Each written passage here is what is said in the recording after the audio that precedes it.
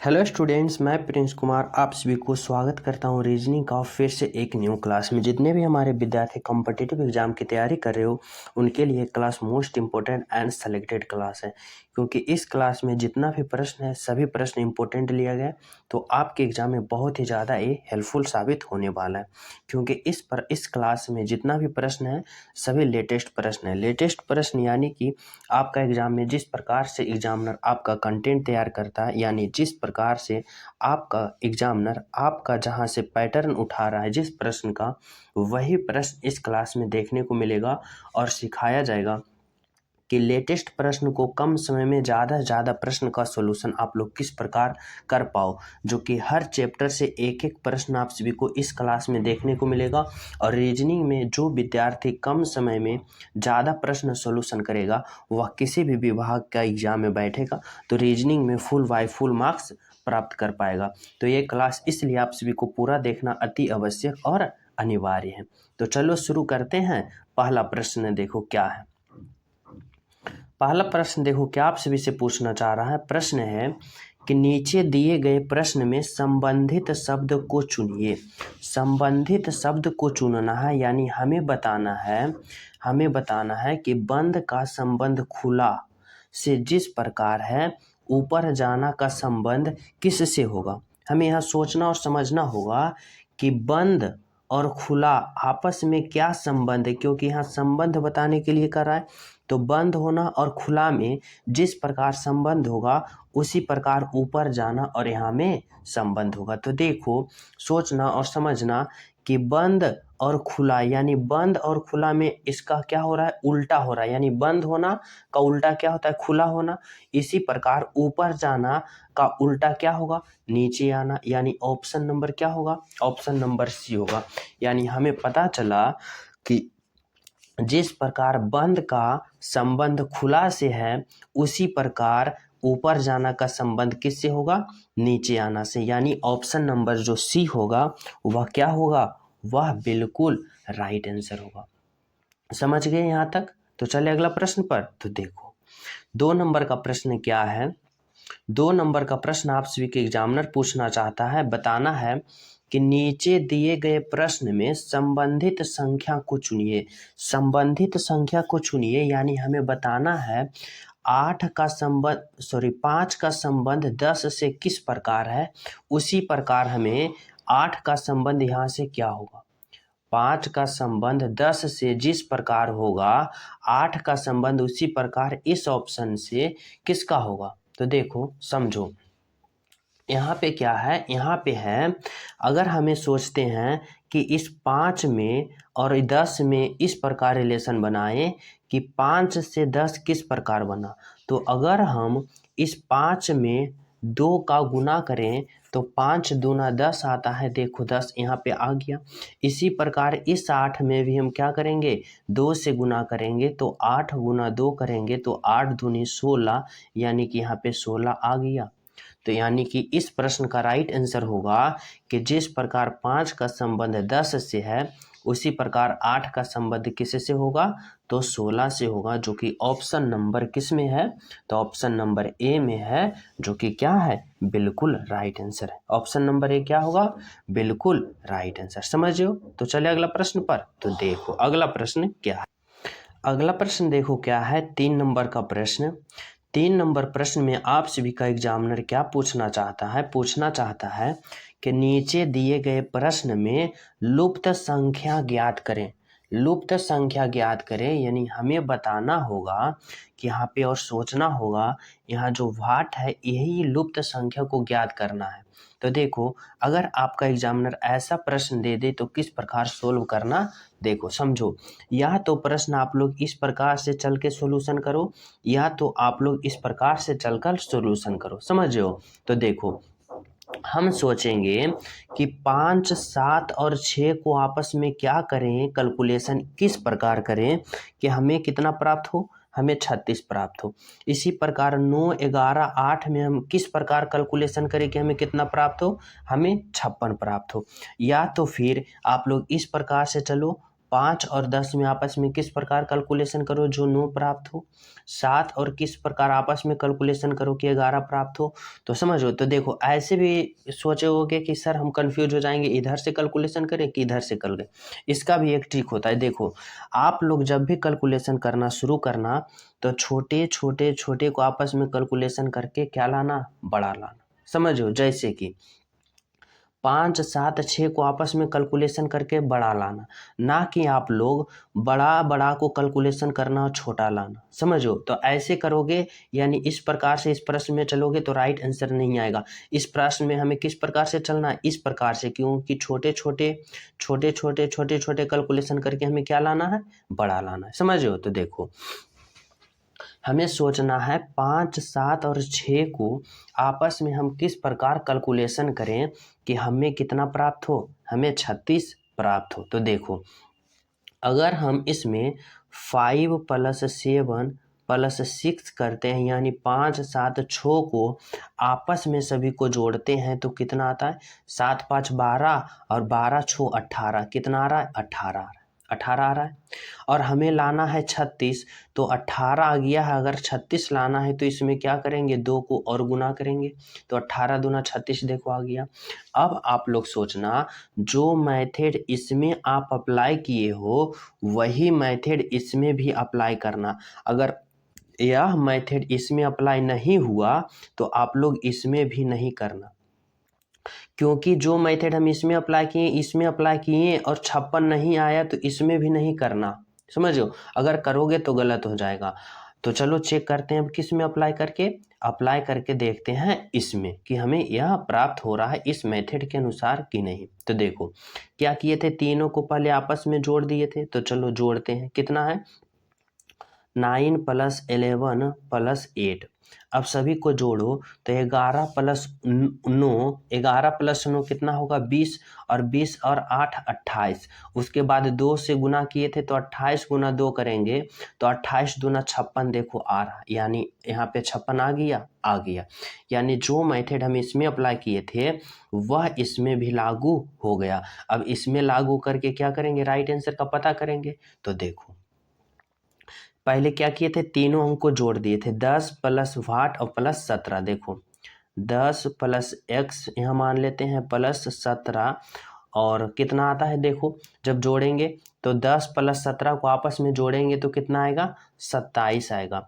27 यहाँ पे आ रहा है, देखो 10 + 17 और +x को आपस में जोड़ेंगे तो कितना आ रहा है, 27 आ रहा है। अब यहाँ पर देखो, जो 2 से गुना करते थे तो यानी 64 है, तो 64 का आधा आना चाहिए, तो 64 का आधा कितना होगा, 32। अब देखो सोचो कि 27 से हमें 32 लाना है तो 27 में कितना जोड़ेंगे, तो अगर हम 27 में 5 जोड़ेंगे तो देखो 32 आएगा, और फिर इस 32 में 2 से गुना करोगे तो आप लोग 64 आएगा, यानी यहाँ पर 64 आ रहा है। यानी कि हमें समझ में आया कि जो वाट है उसके जगह 5 होगा, x के जगह क्या जोड़ेंगे, तो 5 जोड़ेंगे। अब देखो 10 + 5 + 17 को जोड़ोगे तो 10, 5, 15, और 15 + 17 32 आ रहा है, और 32 में फिर 2 से गुना करोगे तो 64 आ रहा है। यानी जो वाट होगा वहाँ पे क्या भराएगा, तो यहाँ पर 5 भराएगा, जो कि ऑप्शन नंबर ए होगा। क्या होगा, ऑप्शन नंबर ए जो होगा वह बिल्कुल राइट आंसर। यहाँ तक समझ गए हो, तो अगला प्रश्न पर चलें। तो देखो, तो यहाँ तक सभी विद्यार्थी समझ गए हो तो लाइक वाले जो बटन है, लाइक वाले बटन दबा दो। समझ गए हो, तो चलो अगला प्रश्न देखो। 4 नंबर का प्रश्न देखो क्या कर रहा है। 4 नंबर का प्रश्न है, आप सभी को बताना है दिल्ली, श्रीलंका और एशिया में आपस में कौन सा यह चित्र संबंध बता रहा है। Option A, option B, option C या ऑप्शन डी। कौन सा चित्र है जो संबंध बता रहा है, जो आप सभी को क्या करना है, बताना है। तो देखो ऐसे प्रश्न का सॉल्यूशन हम किस प्रकार से करेंगे, समझना। हमें सोचना है दिल्ली, श्रीलंका और एशिया तीनों में आपस में कौन सा ऐसा संबंध बता रहा है जो ये चारों ऑप्शन में एक ऑप्शन में सम्मिलित है। तो देखो, अगर हम एशिया के लिए एक गोला बनाएं तो समझना, एशिया के लिए गोला बनाएं तो एशिया के अंदर श्रीलंका आ गया, तो श्रीलंका के लिए गोला बना दिए, और एशिया के अंदर दिल्ली भी आ गया, यानी दिल्ली के लिए भी एक गोला बना दिए। अब आप लोग बताओ कि ऐसा कौन सा ऑप्शन है जो यह ऑप्शन की तरह दिख रहा है। तो ऑप्शन नंबर बी जो है इस ऑप्शन की तरह सम्मिलित है, यानी Delhi, Sri Lanka, Asia, option B में क्या है, संबंध बता रहा है। यानी ऑप्शन बी जो होगा वह क्या होगा, बिल्कुल राइट आंसर होगा, ऑप्शन नंबर बी। समझ गया। तो चले अगला प्रश्न पर। तो देखो 5 नंबर का प्रश्न क्या आप सभी से कहना चाह रहा है। 5 नंबर का प्रश्न है और आप सभी को बताना है कि 19 स्टार 13 हैशटैग है 19 हैशटैग 13 बराबर 3, इसी प्रकार 25 हैशटैग 3 बराबर 11, इतना बराबर इतना, तो इतना का मान क्या होगा। तो देखो यहाँ पे हैशटैग भी हो सकता है, स्टार भी हो सकता है, जोड़ घटाव गुना कुछ भी हो सकता है, लेकिन आप सभी को सोचना होगा कि 19 हैशटैग 13 बराबर 3, यानी आप सभी को सोचना होगा कि इसके जगह हम कौन सा ओरिजिनल मान रखें कि हमें 3 प्राप्त हो। क्या प्राप्त हो, हमें 3 प्राप्त हो। हम किस प्रकार से करें कि हमें क्या होना चाहिए, 3 प्राप्त होना चाहिए। तो देखो अगर हम इस प्रश्न में पहले 19 और प्लस 13 को आपस में क्या करते हैं, 19 प्लस 13 को आपस में जोड़ते हैं, तो जोड़ते नहीं है, जोड़ेंगे तो बहुत ज़्यादा मान हो जाएगा। हम क्या करेंगे, घटाएंगे। जैसे क्या था, 1 मिनट, 19 हैशटैग 13 बराबर 3 था। अब इसमें क्या करेंगे, इसमें हम क्या करेंगे, जोड़ेंगे नहीं, जोड़ेंगे तो मान बड़ा आ जाएगा, घटाएंगे। जैसे कि 19 माइनस 13 करते हैं तो कितना आएगा, 19 में से 13 जाएगा तो 6 बचेगा, लेकिन हमें लाना है 3। तो हमें 3 लाने के लिए हम क्या करेंगे, 2 से फिर ऊपर से अलग से 2 से भाग देंगे तो 3 आ गया। और यह मेथड जो हम इसमें अप्लाई किए वह मेथड इसमें भी लागू होगा, इसमें भी लागू होगा, तभी आप लोग इसमें लागू करना। अगर इसमें ना हुआ, इसमें लागू ना हुआ तो इसमें नहीं करना, अगर करोगे तो राइट आंसर नहीं आएगा। तो चलो अब किस में अप्लाई करेंगे, इसमें अप्लाई करके देखते हैं। और इसमें क्या करेंगे, पहले दोनों को आपस में घटाएंगे और 2 को अलग 2 से भाग दे देंगे। समझ रहे हो। तो देखो क्या है, 25 है, हैशटैग है 3 है और फिर 11 है। अब हम इस 25 में 25 को 3 से क्या करेंगे, घटाएंगे, एक दूसरे से घटाएंगे। तो 25 में 3 से जब 25 में 3 घटाएंगे तो कितना आएगा, 22, और फिर 2 से भाग देंगे 11। देखो 11 प्राप्त हो गया, तो हो गया। तो अब इसमें अप्लाई करके देखते हैं। क्या है, 36 है, स्टार हैशटैग कितना है, 10 है, उसके बाद कितना है, 13 है। समझो। अब दोनों को क्या करेंगे, घटाएंगे। तो 36 माइनस 10 करेंगे तो कितना आएगा, 26 आएगा, और 2 से भाग देंगे तो 13। देखो 13 आ गया। यानी यह मेथड इसमें भी अप्लाई हुआ, इसमें भी अप्लाई हुआ, इसमें भी अप्लाई हुआ। तो अब हम इसमें क्या करेंगे, अप्लाई करके राइट आंसर का पता करेंगे। तो देखो 7 क्या है, स्टार 3 बराबर हमें लाना है। तो अगर 7 हैशटैग 3 को आपस में क्या करेंगे, घटाएंगे पहले। तो देखो 7 में से 3 को घटाएंगे तो कितना आएगा, 5 आएगा, सॉरी कितना आएगा, 4 आएगा, 4 आएगा। और इस 4 से हम फिर क्या करेंगे, 2 से भाग देंगे इस 4 में।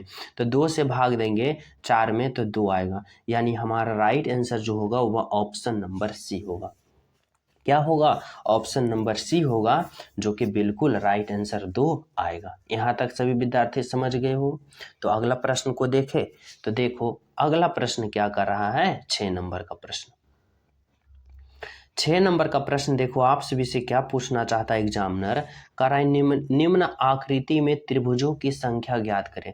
त्रिभुज काउंट करना है और आप सभी को बताना है कि इस आकृति में जो त्रिभुज है वह कितना है। तो देखो इस आकृति को हमें देखने के बाद पता चलता है कि इस प्रकार से आकृति है, इस प्रकार से त्रिभुज बना है, जो यही छोटे छोटे खंड को यहाँ जोड़ा है। देखो यहाँ भी यही जोड़ा है, यहाँ भी यही जोड़ा है, यहाँ भी यही, यहाँ भी यही, और इसको गौर से देखो तो यहाँ भी यही त्रिभुज जोड़ा है, और इसको भी गौर से देखो तो यहाँ भी यही त्रिभुज है।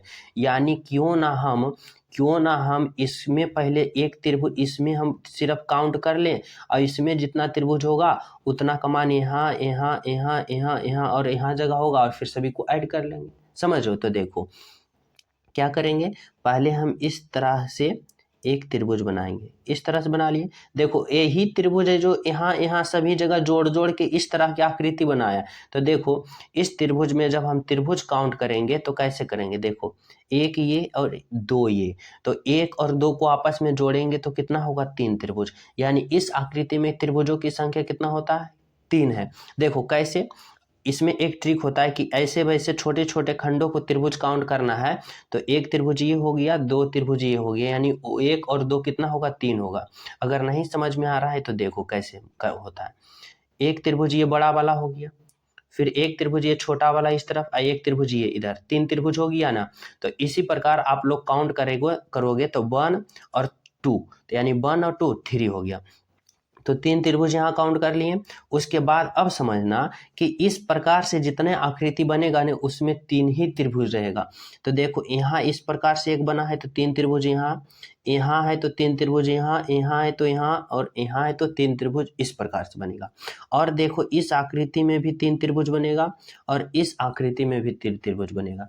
यानी यह आकृति जहाँ जहाँ रहेगा वहाँ वहाँ तीन तीन त्रिभुज बनेगा। अब सभी को काउंट कर लो, 3 3 6 3 9 3 12 3 15 और 15 और 3 18। यानी कि इस आकृति में जितने भी त्रिभुज हैं, त्रिभुजों की संख्या कितनी है, 18 है, जो कि ऑप्शन नंबर बी होगा बिल्कुल right answer. Option number B क्या होगा, बिल्कुल राइट आंसर होगा।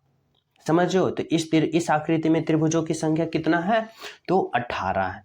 यहाँ तक सभी विद्यार्थी समझ गए हो। तो चले अगला प्रश्न पर। तो देखो अगला प्रश्न आप सभी का एग्जामिनर क्या पूछना चाह रहा है। प्रश्न नंबर 7 नंबर का प्रश्न है कि नीचे दिए गए प्रश्न आकृति में विषम आकृति को पहचान करें। विषम आकृति को पहचान करें यानी आप सभी को बताना है यह प्रश्न आकृति है 1 2 ए बी सी डी, यानी 4 ऑप्शन है और इस 4 ऑप्शन में एक ऑप्शन जो होगा वह विषम होगा और वही विषम आकृति को हमें पहचान करना है। और 3 आकृति जो होगा एक समान होगा और एक आकृति जो होगा अलग, वही को हमें क्या करना है, पहचान करना है। जैसे कि देखो ऑप्शन नंबर डी की बात करें तो इसमें एक घर, दो घर, तीन घर, चार घर है, लेकिन एक घर पूर्ण रूप से रंगा हुआ है। ऑप्शन सी में देखो एक घर, दो घर, तीन घर, चार घर है, लेकिन एक घर पूरा रंगा हुआ है। ऑप्शन बी में देखो एक घर, दो घर, तीन घर, चार घर है, लेकिन एक घर पूरा रंगा है। लेकिन ऑप्शन बी के ए के बात करें तो एक घर, दो घर, तीन घर है, इसमें तीन ही घर है और एक घर रंगाल है। तो इसमें हमें क्या समझ में आया कि option B, option C, option D में 4 घर है और एक घर में रंगा हुआ है, लेकिन ऑप्शन ए में क्या है कि 3 घर है और एक घर रंगा हुआ है। तो इसका मतलब हमें सबसे अलग कौन है, तो ऑप्शन नंबर ए है, जो कि क्या है, बिल्कुल राइट आंसर। यहाँ तक समझ गए हो। तो देखो अगला प्रश्न क्या है। अगला प्रश्न देखो क्या है, 8 नंबर का प्रश्न यहाँ पे कर रहा है कि नीचे दिए गए निम्नलिखित शब्दों का सही क्रम बताएं। नीचे दिए गए निम्नलिखित शब्दों का सही क्रम बताना, यानी आप सभी को सोचना है और समझना है कि सही क्रम वाले अगर प्रश्न आ जाए तो किस प्रकार से सोल्व करना है। देखो सबसे पहले आप लोग अगर ऐसा प्रश्न आ जाए तो समझना सबसे नीचे से स्टार्ट करना, यानी 0 से स्टार्ट करना और हाईएस्ट पॉइंट तक पहुंचना। समझो, 0 से स्टार्ट करना और हाईएस्ट पॉइंट तक पहुंचना, यानी हमारे कहने का मतलब है कि शुरू से स्टार्ट करना और अंत तक पहुंचना। जैसे कि समझो, जैसे कि आप सभी को सोचना है वर्ग है, अष्टभुज है, पंचभुज है, त्रिभुज है और षष्ठभुज है। तो इसमें सबसे पहले कौन होगा, तो सबसे पहले की बात करें तो त्रिभुज देखो आएगा। कौन आएगा, त्रिभुज। त्रिभुज आएगा, उसके बाद त्रिभुज के बाद कौन आएगा, वर्ग आएगा। वर्ग एक में है, वर्ग आएगा। वर्ग के बाद क्या आएगा, वर्ग के बाद आएगा पंचभुज, जो कि 3 में है, पंचभुज आ गया। और पंचभुज के बाद फिर कौन आएगा, तो पंचभुज के बाद आएगा षष्ठभुज, जो कि 5 में। और षष्ठभुज के बाद कौन आएगा, अष्टभुज आएगा, जो कि 2 में है।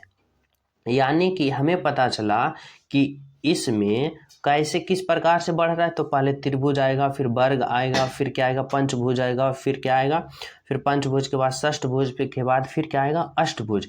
यानी ऑप्शन नंबर जो होगा वह कौन सा होगा, तो ऑप्शन नंबर कौन है, तो 4 1 3 5 2 कौन सा है, 4 1 3 5 ऑप्शन नंबर ए है, जो क्या है बिल्कुल राइट आंसर है, यानी ऑप्शन नंबर ए जो होगा हमारा राइट आंसर होगा। यहाँ तक समझ गए हो?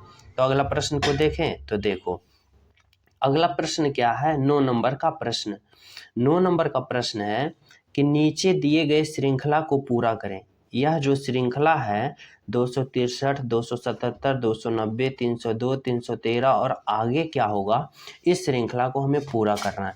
तो देखो अगर ऐसा श्रृंखला आप सभी को एग्जाम में आ जाए तो किस प्रकार से सॉल्यूशन करोगे समझना।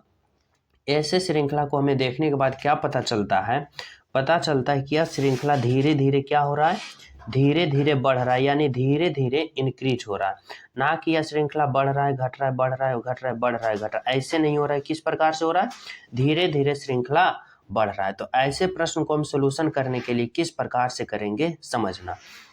सबसे पहले हम देखेंगे कि इस श्रृंखला में आखिर किस प्रकार से बढ़ रहा है। जैसे कि 263 से 277 गया, यानी इसमें क्या हुआ, इसमें 14 प्लस हुआ, यानी 263 में हम 14 को जोड़ेंगे तो 277 आएगा। इसी प्रकार हम 277 में 290 लाने के लिए कितना ऐड करेंगे, तो 277 में अगर हम 13 को जोड़ते हैं तो 290 आ रहा। इसी प्रकार 290 से 302 लाने के लिए अगर 290 में हम प्लस 12 को जोड़ते हैं तो कितना आ रहा है, 302 आ रहा। इसी प्रकार अगर 302 से फिर 313 लाना है हमें तो कितना जोड़ना पड़ेगा, इसमें हमें 11 प्लस ऐड करना पड़ेगा, 11 ऐड करना पड़ेगा तो 313 आएगा। तो यह सीरीज देखने के बाद हमें क्या पता चला कि पहले 14 जोड़ा, फिर 13 जोड़ा, फिर 12 जोड़ा, फिर 11 जोड़ा।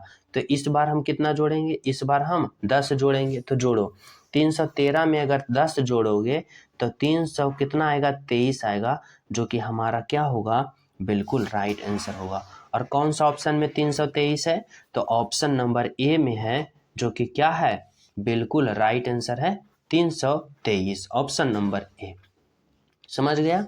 तो चले अगला प्रश्न पर। तो देखो अगला प्रश्न देखो क्या है, अगला प्रश्न है 10 नंबर का कि नीचे दिए गए अक्षर श्रृंखला को पूरा करें। अक्षर श्रृंखला को पूरा करना बताना है, एच से के हुआ, के से एन हुआ, आगे क्या होगा, फिर टी हुआ, डब्ल्यू हुआ, उसके बाद क्या होगा।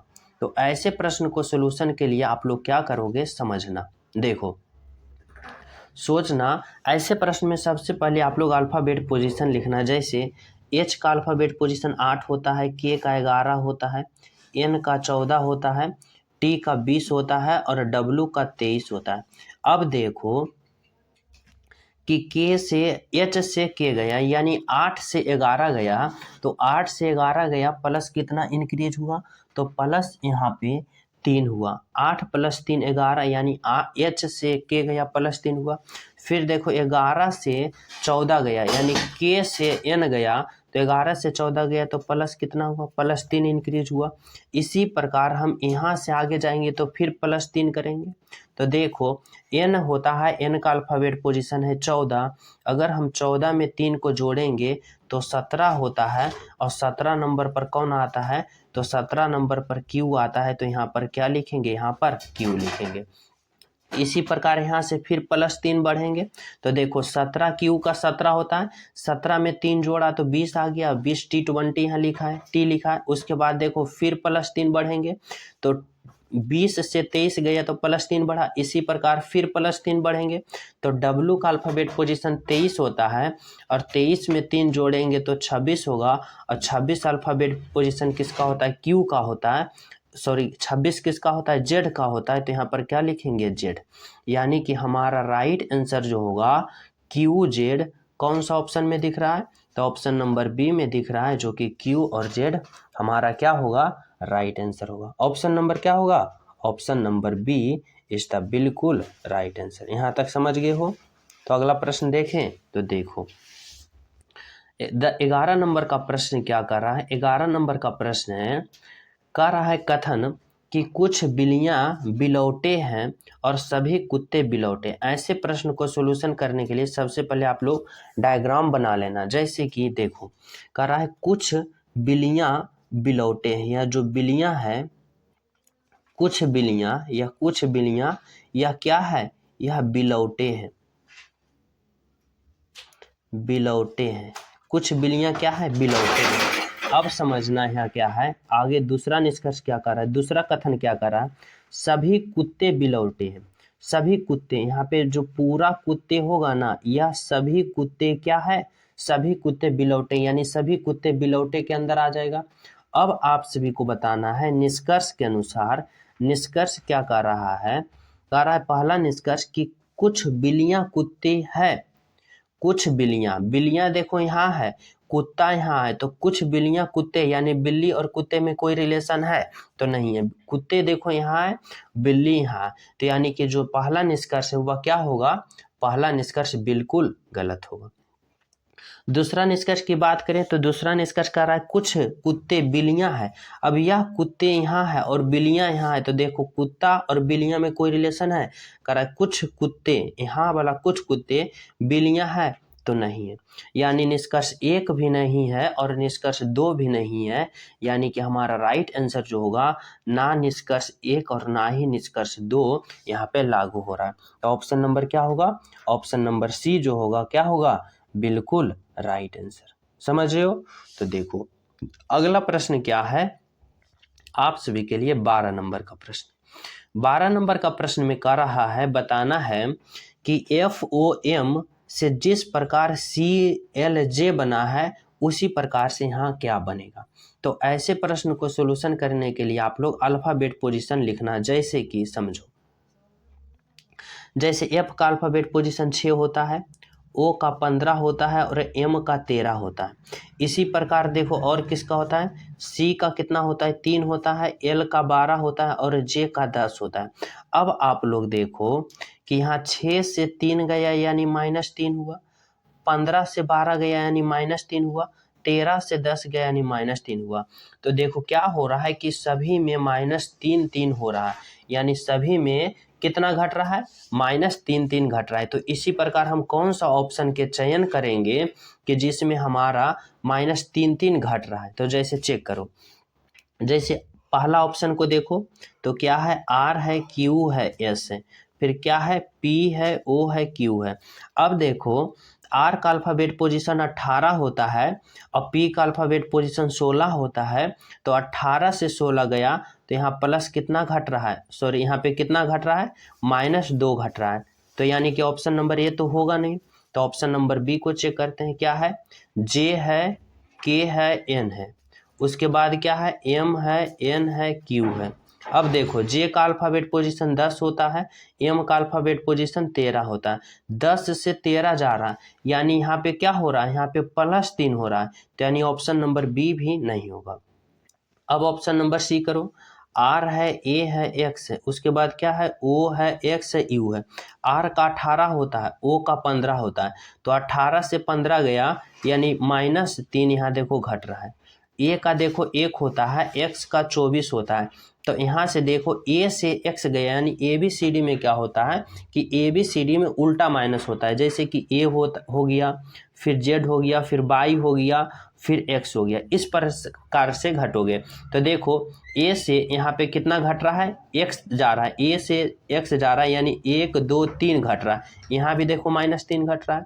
इसी प्रकार X से क्या गया, U गया, तो X का अल्फाबेट पोजीशन 24 होता है और U का अल्फाबेट पोजीशन 21 होता है, यानी 24 से 21 गया यानी -3 यहाँ भी घट रहा है, यानी हमारा राइट आंसर जो होगा वह ऑप्शन नंबर सी होगा, जो कि बिल्कुल राइट है। कौन सा, ऑप्शन नंबर सी। आगे देखो 13 नंबर का प्रश्न क्या है। 13 नंबर का प्रश्न कर रहा है, नीचे दिए गए प्रश्न आकृति का छवि दर्पण छवि चुनिए, यानी हमें बताना है दर्पण प्रतिबिंब क्या होगा। इस प्रश्न में यहाँ जो दिया गया है यह प्रश्न आकृति, इसका जो दर्पण छवि बनेगा वह कौन सा ऑप्शन बनेगा, option A, option B, option C या ऑप्शन डी। तो देखो दर्पण प्रतिबिंब यहाँ होता है और दर्पण प्रतिबिंब में जो दाएं वाला प्रतिबिंब होता है बाएं में चला जाता है और बाएं वाला दाएं में चला जाता है। तो देखो, तो इसका प्रतिबिंब किस प्रकार से बनेगा, यह वर्ग में इस प्रकार से है और यहाँ पर दर्पण है, यहाँ पे दर्पण है। उसके बाद देखो जो इस प्रकार से यह लकीर है, यह लकीर किस प्रकार से हो जाएगा, इस प्रकार से आ जाएगा, समझो। और यहाँ पे एक गोला हो जाएगा और यहाँ पर एक गोला हो जाएगा, और यह जो रंगा भाग है ऊपर वाले, वह रंगा भाग नीचे आ जाएगा, यानी यह भाग क्या हो जाएगा, रंगा जाएगा। यानी कि किस प्रकार से बनेगा, तो ऑप्शन नंबर ए बनेगा नहीं, क्योंकि इस प्रकार से होना चाहिए हमें, इस प्रकार से। ऑप्शन नंबर बी होगा नहीं और ऑप्शन नंबर डी होगा नहीं। तो हमारा राइट आंसर जो होगा वह ऑप्शन नंबर सी होगा, जो कि क्या है, बिल्कुल राइट आंसर है, ऑप्शन नंबर सी। समझ गए यहाँ तक। तो अगला प्रश्न देखें, तो चलो अगला प्रश्न क्या है, 14 नंबर का प्रश्न। 14 नंबर का प्रश्न देखो कह रहा है कि नीचे दिए गए प्रश्न में विषम संख्या ज्ञात करें। विषम संख्या ज्ञात करना यानी आप सभी को सोचना और समझना है कि इस 4 ऑप्शन में 3 ऑप्शन एक समान होगा, लेकिन एक ऑप्शन जो होगा वह अलग होगा, और वही अलग ऑप्शन को हमें चयन करना है, जो कि क्या है, विषम संख्या। तो समझो ऐसे प्रश्न को हम किस प्रकार से सॉल्यूशन करेंगे। देखो, सबसे पहले आप सभी को सोचना है कि यह 4 ऑप्शन में 3 ऑप्शन एक समान होगा। तो इसमें क्या समझ में आ रहा है, 343, 2401, 149 और 49, इसमें क्या अंतर है। तो देखो, अगर हम 343 की बात करें तो यह क्या है, 343 की बात करें तो यह 7 का क्यू है, क्या है, 7 का क्यू है। अगर 2401 की बात करें तो यह 7 पर पावर 4 है, क्या है, 7 पर पावर 4 है। अगर हम 49 की बात करें तो यह 7 का स्क्वायर है, लेकिन यहाँ जो 149 है यह 7 का कोई रिलेशन नहीं बना रहा है, यानी option A, option B, option D एक समान है, और ऑप्शन सी जो है यह सबसे अलग है, और यही विषम संख्या को हमें पहचान करना है, जो कि क्या होगा, हमारा राइट आंसर होगा ऑप्शन नंबर सी। क्या होगा, हमारा राइट आंसर होगा ऑप्शन नंबर सी। यहाँ तक सभी विद्यार्थी समझ गए हो। तो चले अगला प्रश्न पर। तो देखो अगला प्रश्न क्या कर रहा है। अगला प्रश्न देखो क्या है, अगला प्रश्न है कि यदि MIGRANT इतना को कोड भाषा में इतना लिखता है तो GEL को क्या लिखेगा। आप सभी को बताना है और सोचना समझना है कि MIGRANT को यानी इतना को यह लिख रहा है, तो GEL को किस कोड भाषा में लिखेगा। इस चारों ऑप्शन के अनुसार आप सभी को राइट आंसर का चयन करना है। तो देखो, यह प्रश्न आप सभी को होमवर्क के रूप में दिया जा रहा है, और इस प्रश्न का राइट आंसर सभी विद्यार्थी ईमानदारी पूर्वक कमेंट में करना कि इस प्रश्न का 16 नंबर प्रश्न का राइट आंसर क्या होगा, समझो। और जो न्यू हो चैनल पे तो चैनल सब्सक्राइब कर लेना, और सभी विद्यार्थी वीडियो को लाइक करना, शेयर करना, और टेलीग्राम लिंक डिस्क्रिप्शन में वहाँ भी ज्वाइन हो जाना। तो मिलते हैं आप सभी को अगले क्लास में, जब तक सभी को हमारे तरफ से जय हिंद।